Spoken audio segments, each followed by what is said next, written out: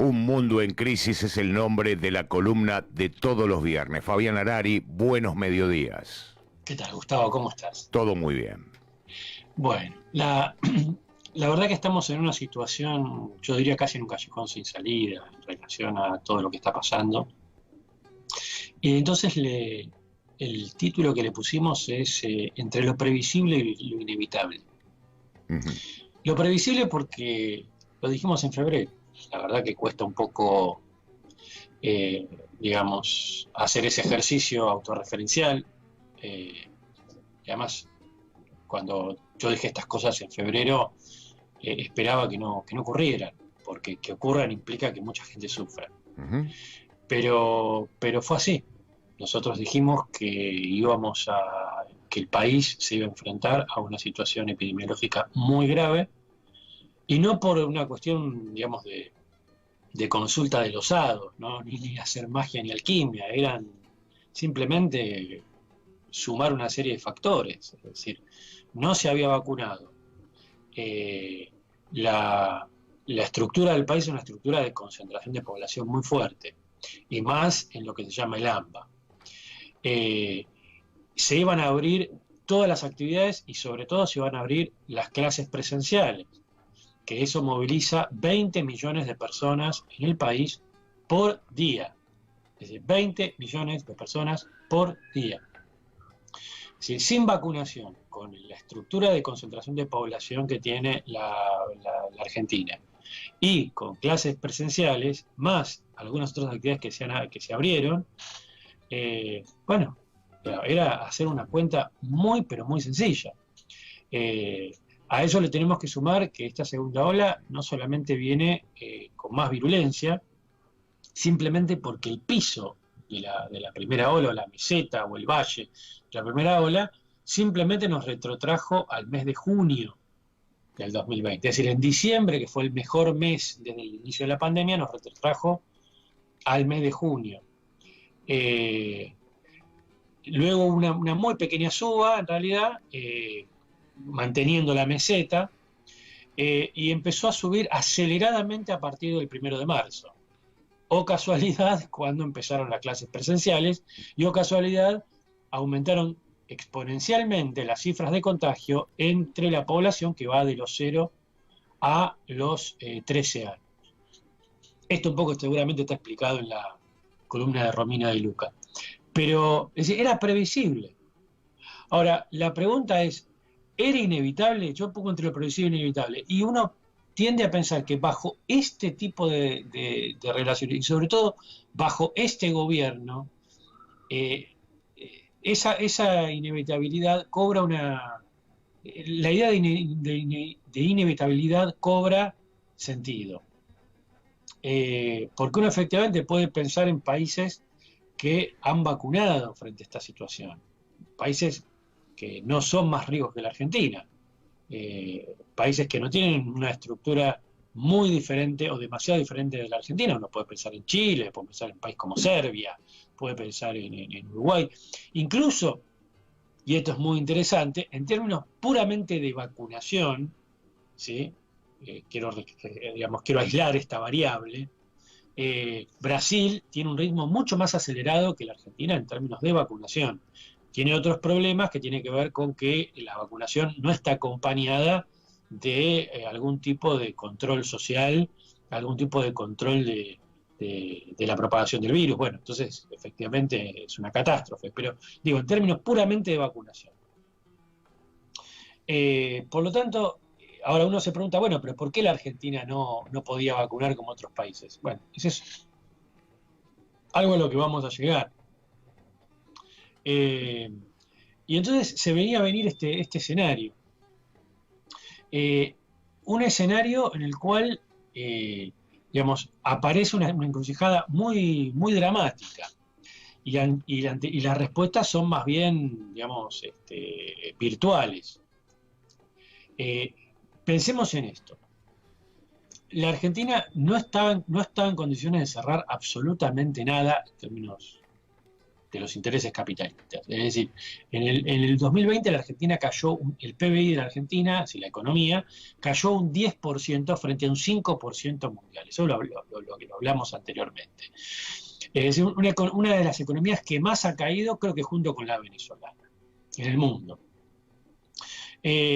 Una inflación galopante que pone a la Argentina cuarta o quinta en el mundo en relación a los niveles de inflación, junto con Venezuela y 2 países africanos.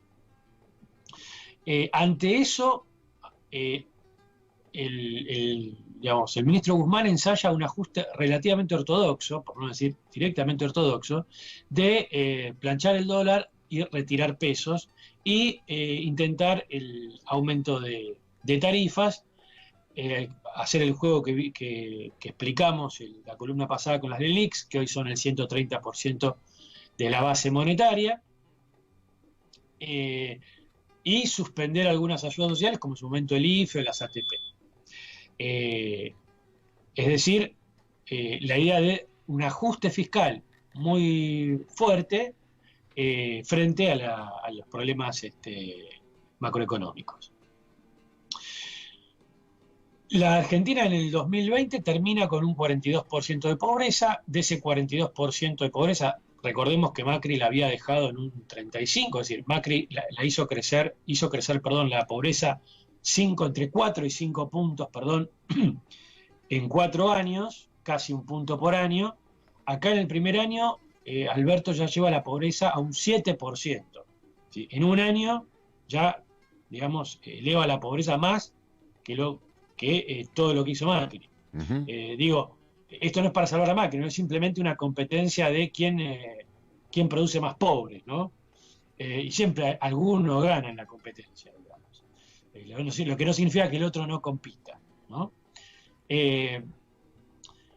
Pero lo más grave es el corazón del peronismo, o lo que era el corazón del peronismo. Eso también, tal vez en otra columna lo podamos discutir, ¿no? ¿Es el Gran Buenos Aires hoy el corazón del peronismo como era en la década del 90 o en la década del 2000? Es una pregunta. Pongamos que sí.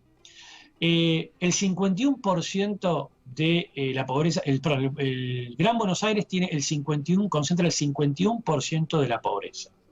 Un 10% más, casi un 10% más que la media nacional. Pero más allá de que la pobreza crece exponencialmente más en la provincia de Buenos Aires, el problema acá es que la mitad de la población de Buenos Aires es pobre. Y la tendencia de todos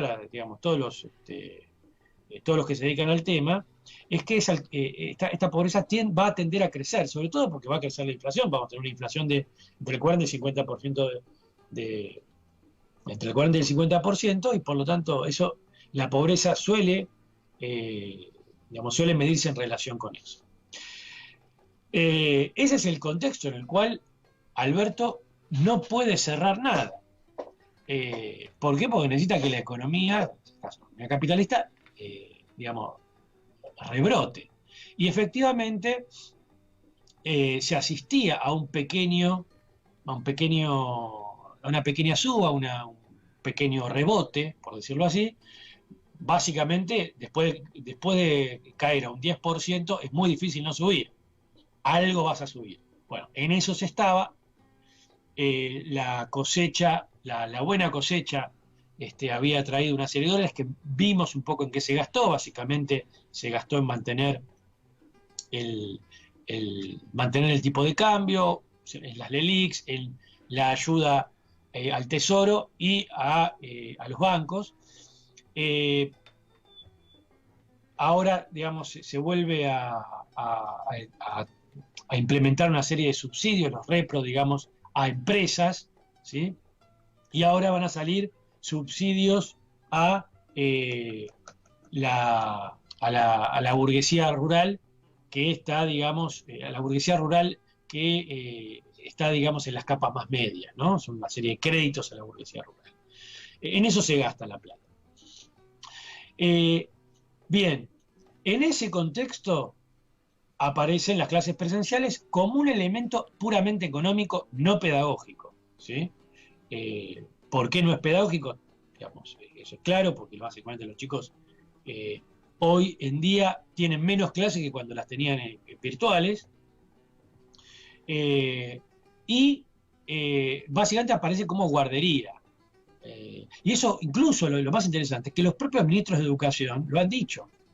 Acá el problema es que los padres tienen que dejar a los hijos porque tienen que salir a trabajar. Ese es el gran problema de la educación. Bien, las clases presenciales tenían como efecto repuntar el rebote económico. La consecuencia es la que dijimos en febrero. Un aumento exponencial de los casos.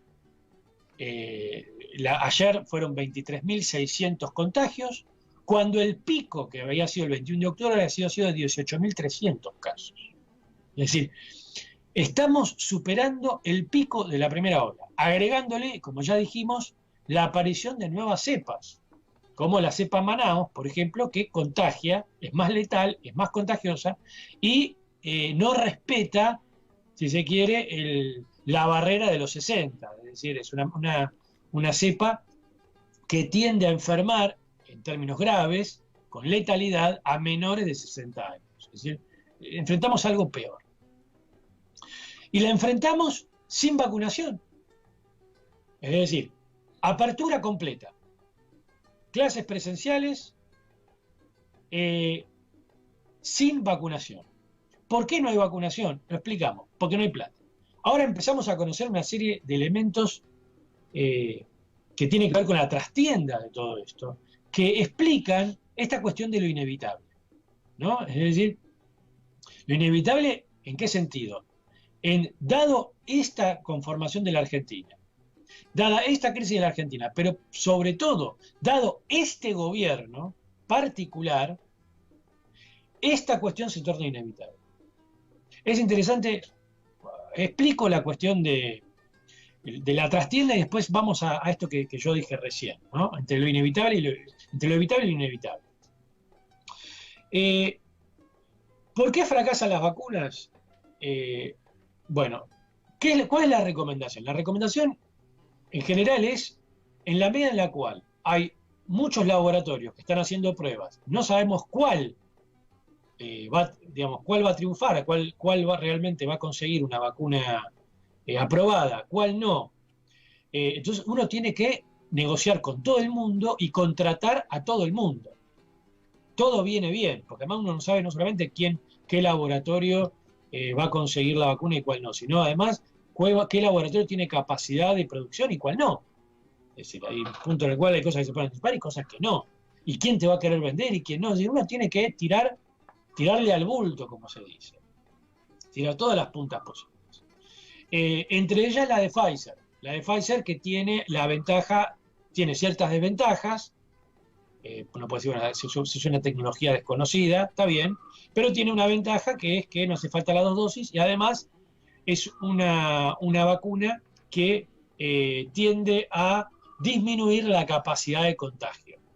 Eso es muy importante porque no hace falta, las otras vacunas obligan a una vacunación masiva rápida. Estamos hablando de Pfizer, esta y Moderna. Bien, la Argentina no tenía plata, puso gente. ¿En qué sentido?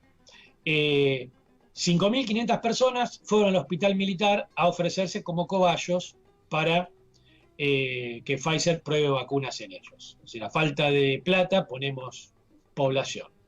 El representante de Pfizer en Argentina, Nicolás Baquer, con una gestión de la Fundación Infant de Pollack, se reúne con Alberto para negociar la llegada de cuando esté la vacuna, que finalmente fue entre diciembre y enero, entre 12 y 14 millones de dosis. En esa reunión no estuvo Ginés, porque Ginés era un operador de Hugo Sigman. Y Hugo Sigman, digamos, estaba en contra de Pfizer porque obviamente quiere su propio negocio. Ginés pone el grito en el cielo y manda a negociar a Sonia Tarragona, que es una especie de segunda de Ginés, quien había trabajado con Hugo Sigman. Es decir, viene a la función pública después de haber pasado por la actividad privada en la empresa de Hugo Sigman. Obviamente, ¿a quién va a favorecer Tarragona? A Hugo Sigman. Resultado, el acuerdo con Pfizer se cayó por un acuerdo que hizo Hugo Sigman con AstraZeneca, que ya sabemos en qué terminó. Lo mismo con la Sputnik, que podía venir antes. Los representantes de Sputnik, sobre todo Richmond y Marcelo Figueras, negocian con el gobernador de Tierra del Fuego, Gustavo Melella. Y, digamos, como quien había hecho la negociación era este gobernador, Kichilov tenía, o varios gobernadores tenían que hacer las gestiones por vía del gobernador de Tierra del Fuego. Eso es lo que se había recomendado. Kichilov dice: yo no voy a pasar por Tierra del Fuego, con lo cual esa vía de negociación se canceló y hubo que esperar a otra, que tiene que ver con un productor de cine que es cercano, productor de cine de Oliver Stone, que era cercano a Putin, y a partir de ahí se logró empezar la negociación por la Sputnik V, con todo el retraso que implica. Es decir, ¿era evitable la no vacunación? Era evitable. Pero, ¿por qué pasa esto? Porque es un gobierno efectivamente jibarizado. Lo que vemos es un gobierno completamente jibarizado, por el cual un presidente se reúne con un representante de un laboratorio sin el ministro, porque el ministro se lo va a boicotear. Y un gobierno que privilegia el capitalismo de amigos, que son 3, 4 parásitos, porque uno dice, bueno, está bien, Estados Unidos también privilegia a sus empresas. Pero claro, no puede comparar las empresas norteamericanas, con la productividad que tienen, con Hugo Sigman, que es un piojoso y un pirata. Entonces, el peronismo le entrega la vacunación a un conjunto de ineficientes y piratas, se pelean entre ellos por ver a quién favorece a su propio pirata, y este es el resultado.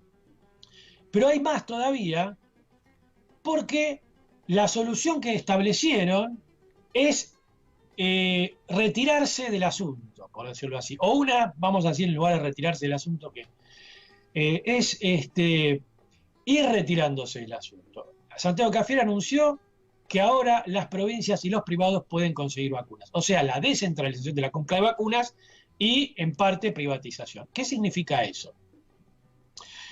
Básicamente un ajuste fiscal. ¿Por qué?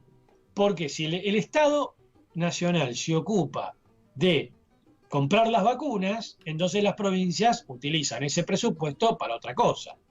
Ahora, si parte de ese presupuesto de las provincias tiene que ser usado para algo que la nación ya no va a hacer, como comprar vacunas, o que hace menos, entonces en los hechos es un ajuste fiscal de la nación, que ya no compra tantas vacunas, porque otras las compran las provincias o los privados, y un ajuste en las provincias, donde parte del presupuesto provincial se va a tener que usar para comprar vacunas que antes se ocupaba la nación. Bien, en este contexto, no solamente se disparan los contagios, sino se disparan los porcentajes de camas de unidades de terapia intensiva ocupadas.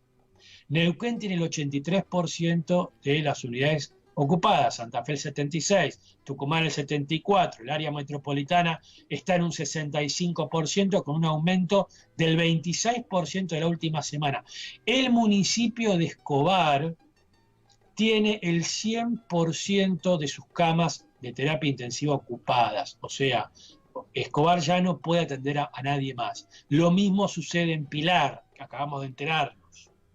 Es decir, ¿hacia dónde se va por un lado? Por un lado no se puede, digamos, Alberto no quiere cerrar, no puede cerrar porque, digamos, se le disparan los números en la economía, se le disparan los números de pobreza, pero además se le va a disparar el ajuste que pretendía hacer.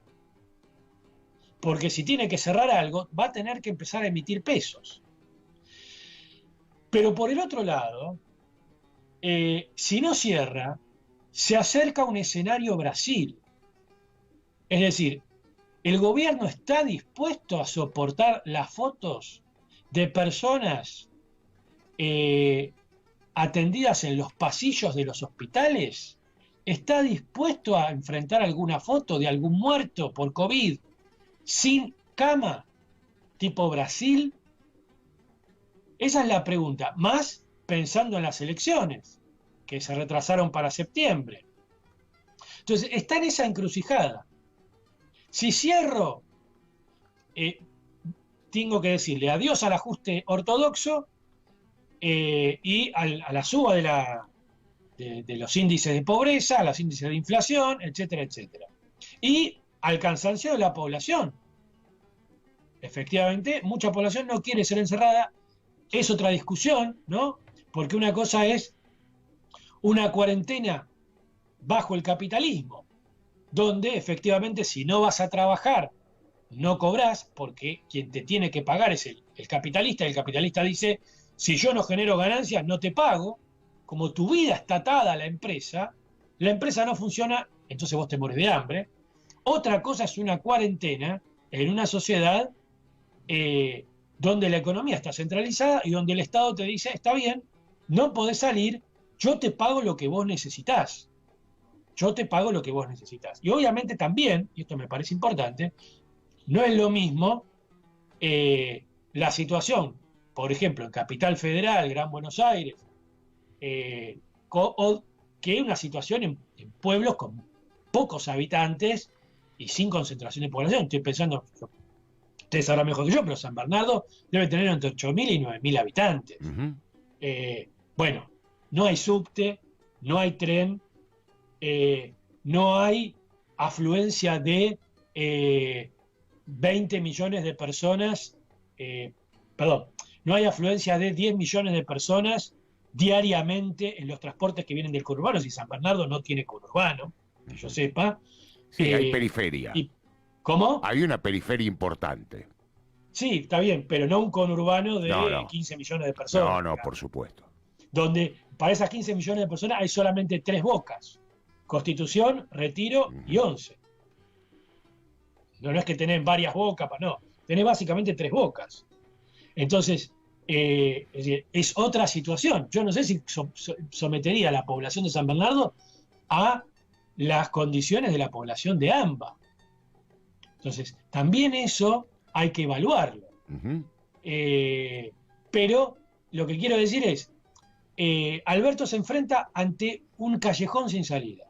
Si no cierra, va a tener una explosión del sistema sanitario con una crisis muy importante, porque los mismos que le dicen que no tiene que cerrar, básicamente el PRO, Milei, los medios, digamos, ligados a esa tendencia, no piensa en La Nación o Clarín, que básicamente son muy aperturistas. El gobierno también es aperturista, pero digo, hay un sector que puja más por esa vía. No le van a perdonar si por abrir aparecen muertos sin camas o enfermos sin camas. Eso los medios no se lo van a perdonar. Ahora, otra vez, si cierra, va a tener todas esas consecuencias. Está entre dos alternativas muy peligrosas. Otra vez, era previsible. Lo dijimos en febrero. ¿Era inevitable? No era inevitable en la Argentina en general. Era inevitable en una Argentina, en el capitalismo argentino. La dinámica capitalista argentina es, uno diría, casi inevitable. Ahora, bajo un gobierno jibarizado y peronista como este, sí, era inevitable. Fabián, nos reencontramos el próximo viernes con tu columna Un Mundo en Crisis. Muchísimas gracias. Muchas gracias a ustedes. Un abrazo.